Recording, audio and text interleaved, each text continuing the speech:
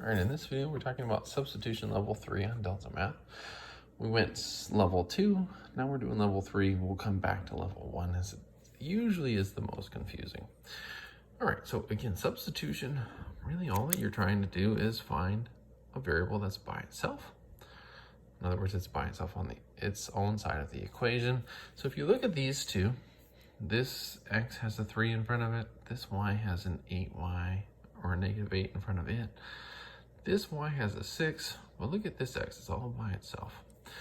So we're gonna say that this x equals all of this.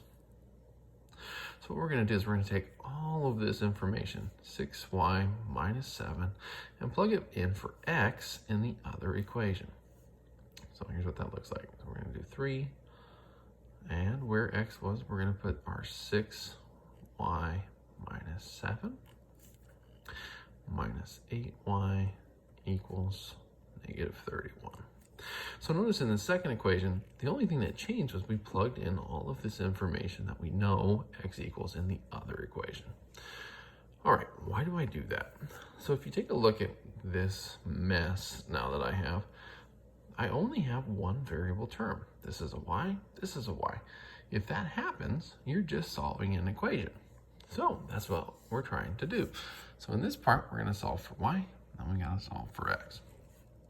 So we do distributive property just like we would anyway. Got a number outside parentheses.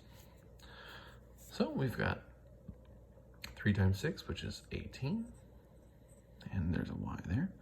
We got 3 times negative 7, so that's negative 21. And this negative 8y is all by itself.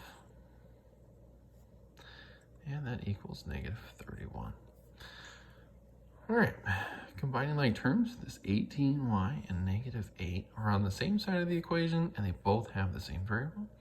So 18 minus 8 is 10, so we can put those together.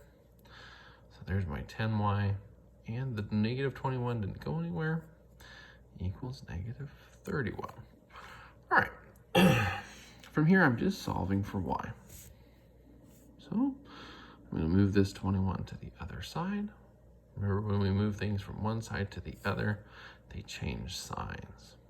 So I've got negative 31 plus 21, that's 10, negative.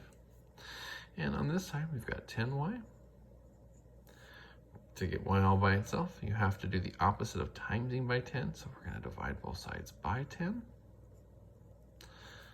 All right, 10 divided by 10 is 1. 1 times y is y, so that's what we wanted here. And then we've got negative 10 divided by 10, which is negative 1.